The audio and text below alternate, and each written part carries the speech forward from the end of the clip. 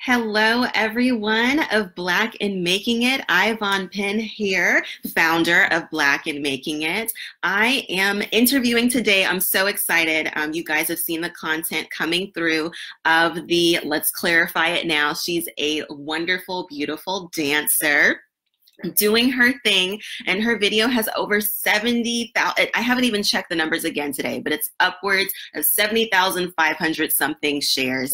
And because you guys loved her so much, I decided to reach out to she and her family and see if she would be willing to come and talk with us. And she's here, guys.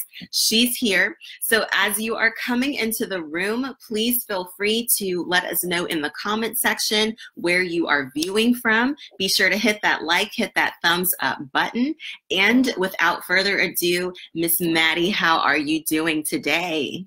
I'm good. How are you? I'm doing really well. So first things first, how did it feel to see your video? So that was from something called the Grand Prix, the Youth Grand Prix? Yeah, Youth American Grand Prix. The Youth American Grand Prix. How did it feel to, I know Dad saw the video and was, you know, telling everyone, thank you so much for showing my daughter so much love. How did it feel to see all that love pouring in for you? It just felt a little bit overwhelming, and it was just such an amazing feeling to know that I am being shown so much and that I'm making people feel something, and it just makes me so happy. Absolutely. Some of the comments, there are just a lot of people, including myself, really excited, one, to see Black excellence in art, in the performing arts. And then secondly, I think a very positive image and positive role model for other young people. So, and there was also a thing, I think that video was from when you were 13. So you're now 15, is it? 14. Oh, you're 14. Okay, so great. How long have you been dancing? I've been dancing since I was 2. Since you were 2, okay. And were you always starting off in ballet, or did you look at other forms of dance? When I was 2, I just started with the little ballet, tap, jazz combo class. And then as I got older, I took everything, and I still take everything, but I love ballet and contemporary the most. And that's what I want to specialize in when I use this as my career. Yeah, absolutely. So what is it that you love most about, you said you've tried many different forms. So what draws you most to ballet and contemporary dance? What I love about ballet and contemporary is that they're actual total opposites, but you kind of need both of them to do each other. So in ballet, it's very strict. You can't really go outside of the box or outside of the line. And I love how it's always stayed the same for hundreds of years that it's been around. And so in contemporary, it's the total opposite, and it's very stylized and it's different, and you can always tweak it. And that's something that I like about both. And if you add a little bit into each one, it just makes contemporary look a little bit cleaner. And then you can use a little bit more artistry in ballet. So I feel like they just come together.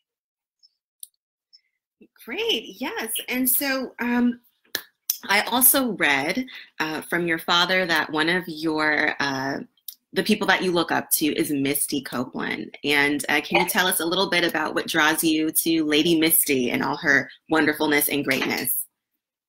I just love Misty Copeland because, being one of the first African-American principal ballet dancers at ABT is just such a huge title to have. And she's literally living the dream that I want to have. And so to see someone be able to do it and, just to have someone guide that path for me, it really just inspires me to work that much harder to get to my dream.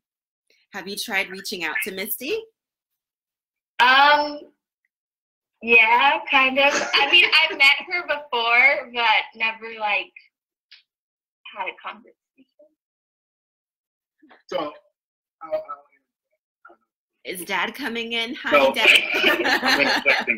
So she's met Missy on a few occasions, never in a private setting. And Daddy did tag her religiously one summer when Maddie was dancing at ABT.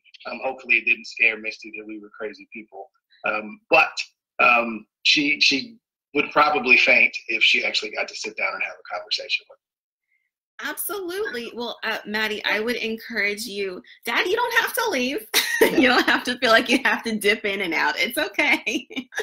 But anyway, so I would encourage you, Maddie, do absolutely write her as well. I have to tell you, for myself as a theater artist, and that's part of what moved me to start Black in Making It. Originally was getting more African Americans involved in theater, but now Black in Making It is open to Black excellence in art in all forms, in all genres. But part of how I've gotten many of my experiences, you know, you may think, oh, she's really not that young. I'm 28. But it's not every 28-year-old can say that they were assistant director to Golden Globe winning actress Regina Taylor at the Tony Award winning Goodman Theater. How did I get that opportunity? I wrote Regina Taylor, and if you're not familiar with who she is, she was the first Black Juliet on Broadway. So that's part of, she also wrote the musical Crowns, which at one point in the United States was the most performed musical in the country. And she is still very much an active actress and director. And so the only point I'm making to you is, if I hadn't decided to write her, she had no idea. You've at least met Misty. She won't say, who is this person? She may actually remember, oh, I remember this wonderful young lady. And you never know what opportunity she may afford you for your persistence. And now I can't promise you anything, but what I can say is on many different occasions, working with Regina Taylor is not the only experience that I have had. It's not about me today. We can talk later, but do write her. I charge you, Maddie, and I want you to tell me when you do. And yes? A written letter by when? Oh, by when? See, dreams are just in our head. Goals become real when we set a date and a timeline. So we're gonna chronicle this right now online. April 10th. April 10th. That sounds good. So that's the date by which you will write your letter? Yes. See, this is how Black artists make it happen. Yes. Okay, so enough on that front. So we've talked about, you've been dancing since you were 2. We know that you are really passionate about ballet and contemporary dance. So let's also talk about, you know, so what are your dreams? Obviously, this is what you want to do. What is your ultimate goal with dance? My ultimate goal is to be dancing with American Ballet Theater in New York, and being a principal ballet dancer would be amazing. Oh, and honey, when you are, I will be there to interview you. I will say, look, world, look at how she's grown. And you know, there are a lot of people, you know, Misty really, she wasn't the first Black ballet dancer to really break things in. I recently posted a video of the performance Creole Giselle by the Harlem Theater of Dance. Dance Theater of Harlem. And I remember, if I'm completely honest, we're just going to have a real conversation here. It can be challenging in the African American community to get members of our community to be excited about certain forms of art. So when I thought the video was amazing. All of these beautiful Black dancers doing their thing. I forget the name of the principal dancer, but she's doing amazing work. And it got so many shares. And I remember thinking, wow, I'm glad to see that this is being so well received. What are your thoughts on the African Americans community their current interaction with ballet or contemporary dance, as opposed to perhaps other forms? I feel like it's definitely grown as, you know, young dancers have seen that other African American dancers can make it and, you know, have a full-time career in dance. And so I feel like it's how I feel when I see Missy Copeland or other principal dancers or any sort of African American dancer just making it in this world. It really just inspires young dancers like me to want to work harder and achieve the same goal that they have received. Yeah, and so with that, okay, so you want to dance with it's American Ballet Theater, right? Yes. Okay. And do you have plans at all? I'm all about giving back to the community. So once you're fabulous, you know, and you're doing your thing with the American Ballet Theater, are you interested in working with other young people who would like to take the same path as you? Yes, for sure. I would love to, teach classes and, just work in the community and, even, talk to younger dancers and really just motivate them to not give up and to keep going no matter what really comes in your way or how something makes you feel, always just to block that out and know that you're enough and that you can make it in this world. Yes, yes. I heard a side comment. Is someone coming back?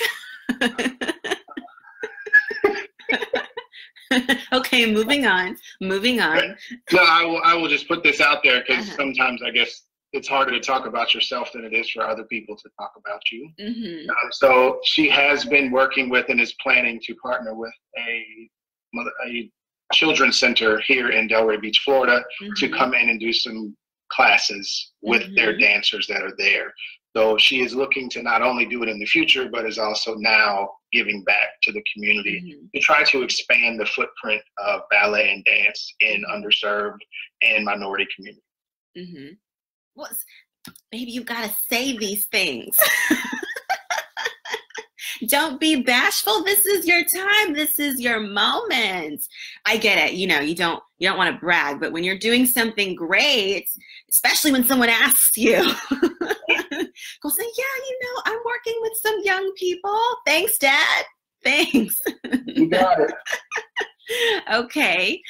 So I know we know that you enjoy Misty Copeland. So what are some teachers? Who are some teachers who have been directly influential in saying, you know what, Maddie, you have something really special? Who has been most influential to you in that way? My current coaches right now have been a really big part of helping me grow as a dancer and just, really motivating me not to give up and, that type of thing. And they're Brittany Lentz, Marina Solano, and Magali Suarez. Yes. And so when you're not dancing, what are some things that you just love to do in your own time? I haven't really been able to do a lot of things recently, but I love just getting in the water, swimming, going to the beach with my family, and watching movies, and going out to dinner and playing video games with my siblings, doing that kind of thing. I just really enjoy doing because I feel like it's more of like a normal person type of bonding experience, and I just think that that's something that everyone needs to have, and that it's really fun. That family time is really good and important to have. Make sure you cherish it. So there was something that I was just about to ask you. So yes, you were on World of Dance. Now, what year were you on World of Dance? 2018. So just last year. Yes. So what was that experience like for you? It was very different since it was in LA. It was a little bit more of like the show vibe more than like live theater. So, you would have a lot more dress rehearsals and a lot more staging stuff and, a lot more behind the scenes things. It was on a TV show rather than just performing it. And I think having that experience was very different and meeting all the different people there and, really listening and taking in the judges' critiques really just, I feel like it helped me improve as a dancer and a person. Are you going to return? I don't know. Would you like to go back? Yeah, it was a fun experience, but I don't know if I really want to lean towards that like side of dance. But I mean, anything's possible, and it was just a really nice experience to have. Yes. So, one thing that comes to mind for me in this moment is a lot of people underestimate the amount of work that goes into ballet. Yes. They see it, they go, "Oh, look at how pretty, look at how beautiful," and it is. But Yeah. would you like to share with the world some of the a taste of some of what the things are that you have to do to prepare to do a lot of those beautiful movements that everyone knows and loves about ballet? Yeah. So I actually take a class and it's called PBT, and it's basically just where you do a lot of exercises to engage and strengthen the muscles that you need in ballet. But if you don't do ballet right, then you don't really use them. And so that class really just helps you focus on those muscles so that you can use them more in ballet. And although not all studios offer that class, I think it's really important to even do those exercises on your own by yourself at home, because it just helps you improve that much as a dancer. And as I've started doing that in Pilates this year, I've just noticed a difference in my body and how I've really thought about dancing.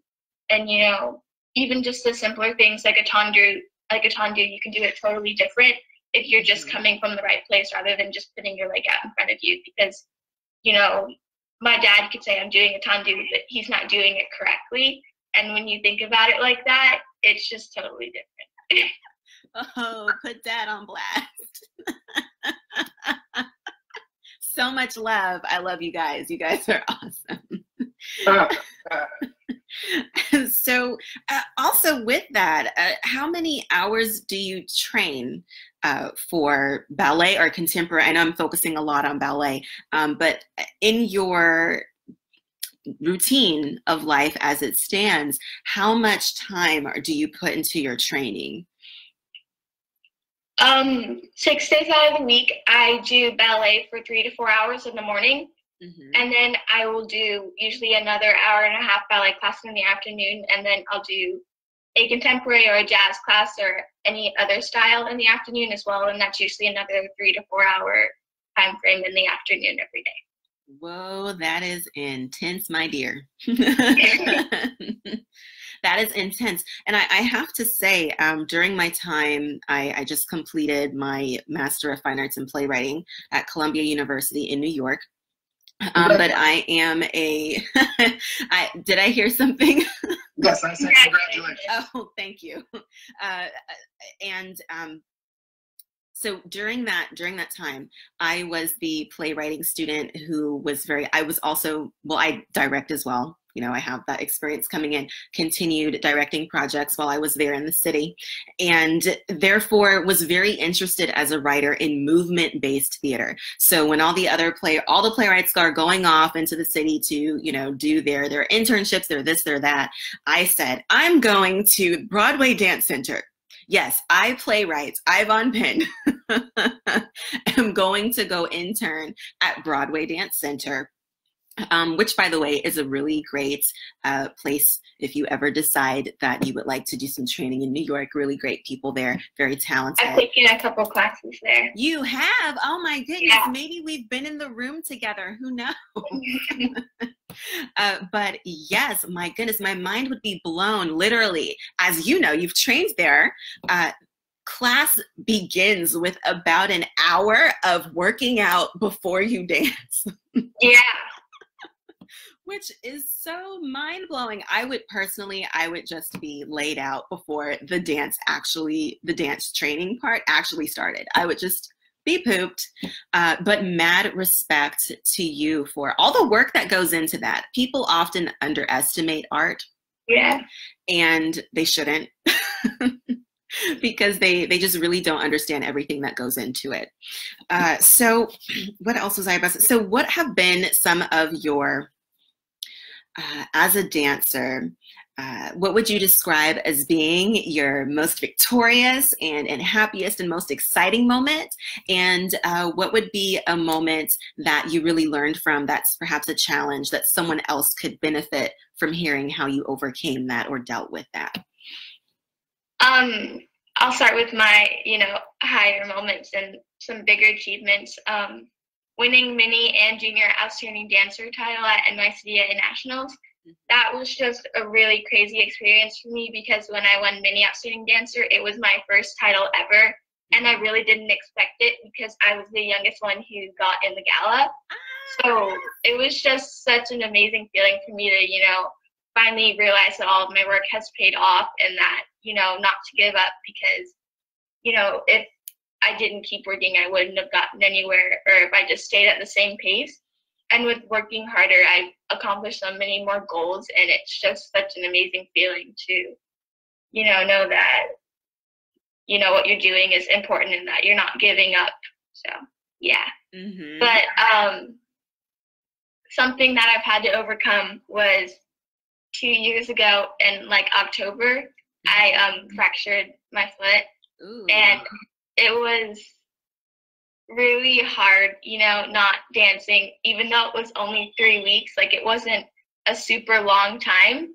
Mm-hmm. But even with how much I love it, not doing it for a week over spring break is hard. So it was just, really different to see dance from a different perspective and to watch it for 3 weeks straight. Mm-hmm. And, just seeing how everyone else dances and even, looking at one person and thinking about small corrections or things that they do that could help you improve as a dancer and just adding little bits and pieces of that into your movement when you come back.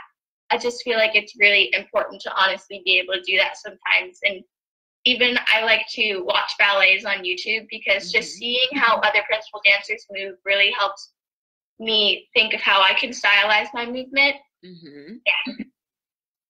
Well, that's very good and very smart. Sometimes artists, this is for everyone. Everyone may not be a dancer. And for those who are maybe just tuning in right now, we're here with Maddie Brown, amazing dancer whose video is going viral from the page. If you get a chance, make sure you go back into the Black and Making It video section. Check it out. Lady is amazing. And if you're here, take the advantage to ask her some questions in the comment section. I have the comments running here. I don't see any questions thus far. People are just still showing love. Love is good. Yes. So yes, what I was saying is sometimes as artists, no matter what your genre is, everyone out there, we can get so caught up in our own training that we forget to sit back and look at what our peers are doing, not for jealousy, not for copying, not for anything. One, appreciating, appreciating other people, but it also helps us to see how we can potentially improve and grow in artists as artists as well. Well, is there anything, Miss Maddie, that you would like to add? Is there anything you just want to share? I just really would like to thank you for this opportunity and, just being able to share myself with all of you guys. I think, it's just so amazing. So I really appreciate it.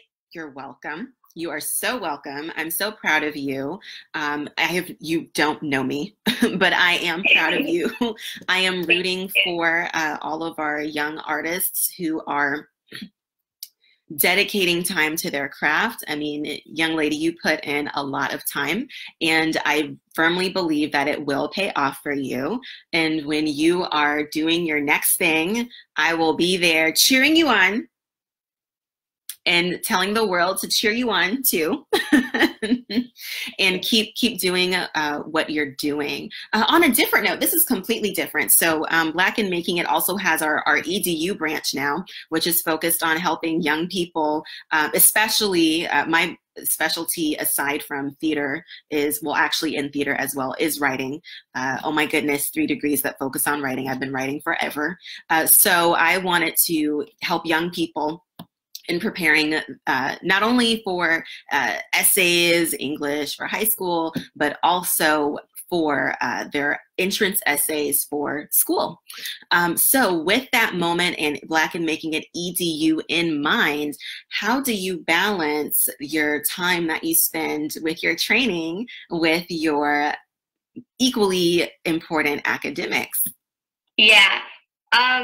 So dance doesn't actually start until 12. I mean, sorry, 10. So usually I'll wake up earlier in the day around 7 and I'll get 1 hour of school in, or like an hour and a half, or however much time I have in the morning. And then from there, when I'm done with ballet in the morning, usually around 1:30, 2 o'clock-ish, I will go have lunch, and then I'll go to the library, or I'll come back home and I'll do work for another 2 to 3 hours. And then I'll go to dance again. And then if I get home a bit earlier, if I didn't finish all of the work that I need to get done in that day, in the middle of the day, I will just spend a little more time at night to make sure I get all of my assignments. Look at you. I bet you there's a whole lot of students who wish they could do school like that. Do you feel that actually that having those breaks is beneficial for you academically as well? Yes, for sure. In what way?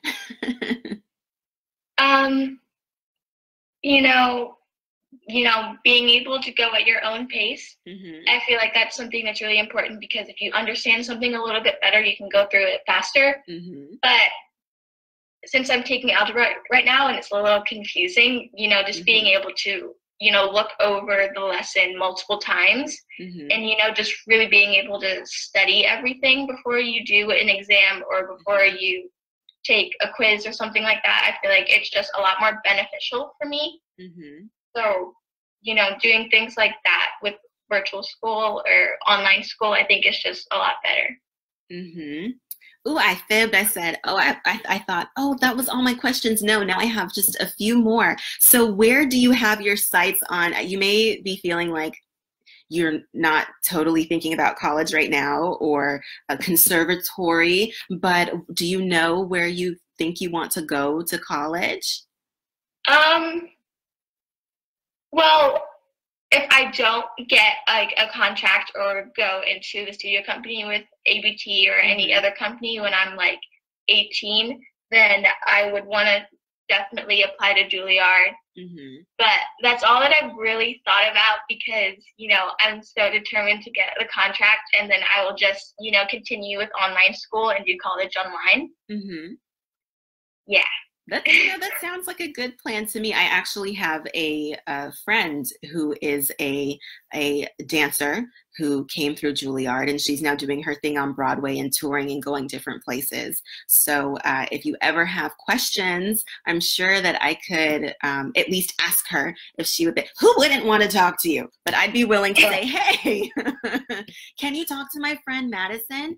She's thinking this might be something that she wants to do. She's doing really awesome and great things. She was featured in Essence and all kinds of cool things. And this I really will conclude on.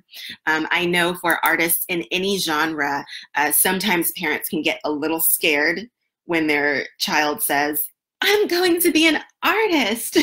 I know for me, funny enough, I was pre-med all through high school, everything, my doctors knew growing up that I wanted to be a doctor. So when I was of age, I went and worked in their office and shadowed them in their two different office locations. I got my CNA license in high school. Like, I was doing it. And then I got bitten by the theater bug. I was always a writer, but just I then got bitten by the theater bug, and then it was history. For the past 10 years, that's been what I am doing, whether it be press for different Broadway shows or whatever, or me doing a show as a playwright or director or actor. I remember telling my parents, parents, I think I want to do something else. I think I really want to pursue theater. Now, you've been dancing since you were 2. Was it just always understood in your home, she's going to dance, or was there a moment that you said, parents, this is what I seriously want to do? Answer that first, please. Yeah, there was definitely a moment where I told them that, because when I was younger, I did gymnastics, I did tennis, I played the piano, I did other stuff. And as I got older, I kept on, just saying, okay, I think I want to do more dance, so I don't want to do tennis anymore, or I don't need to do gymnastics, I'll just do more dance, because I was always drawn to dance. And when I was around 8 or 9, I really just I realized that dance was all that I wanted to do, and I didn't want to do piano anymore. Although piano has really helped me in dance with listening to music and stuff. So I think that having that was very good for me. You know, eventually just got to a point where dance needed to be my #1 priority, and that's what I really wanted to do. Great. And obviously your parents are very supportive of you. What would you say to maybe some parents who are a little scared, and you're enjoying the benefits of having the support of your parents? What would you say to parents who are a little fearful or apprehensive of their children going into art? I would just say not to, you know, if you're scared of it, don't push it away from them, because, you know, that can be very discouraging, and it'll just, you know, make them feel bad about themselves and feel like they really don't know what they want to do, and they're just very confused. And I feel like in that sense, you know, just really be supportive. But if you're still scared about it, just, you know, still, you know, be very on top of them with their schoolwork. How my parents are, they don't want me to ever feel like dance comes first, but for me they're equal. Because I love dance so much and it's what I want to do, but I can't just throw my school away, because you always need to have a backup plan. So, yeah. Well, wonderful. Okay, Maddie, that's officially it. So I'll give you and Dad another chance to share any last thoughts or comments. And before we part with the world, we'll actually still be connected through Zoom. So when I tell Facebook bye, don't go away yet.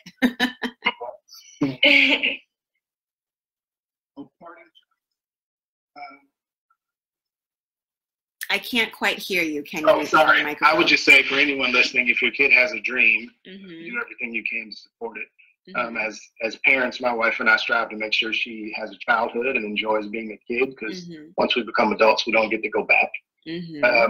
So we're not artsy people. We didn't know what we were getting into. So it's all still a very big learning curve for us. But we saw the talent and the gift that God gave her, and we do everything we can to support it. Yes. Well, so props to you, Dad and Mom, wherever Mom is representing in spirit. And props to you, Maddie. Thank you so much for sharing your time with Black and Making It. I know a lot of people who are going to get to see this are going to be inspired by you. As I said before, keep doing what you're doing. And I have no doubt that you're going to do very well. And don't be a stranger. Stay in touch. Facebook, that is all that we have for you today with Miss Maddie. Again, be sure to go check out her video in the video section of the Black and Making It Facebook page. And if you want to join in the conversation and celebration of how amazing she is in the comment section there, show some love. You can subscribe to blackandmakingit.com, and that's where I post content, interviews that I do. Also, if you are seeing this and are not currently a follower of the Black and Making It Facebook page, be sure to follow. And if you are a student or have students in your life, be sure to swing through blackandmakingedu.com and take advantage of the tutoring services that we offer there. Everyone, until next time, have a great week. And Miss Maddie, parting words. Bye, everyone. Bye, everybody. Bye. Bye.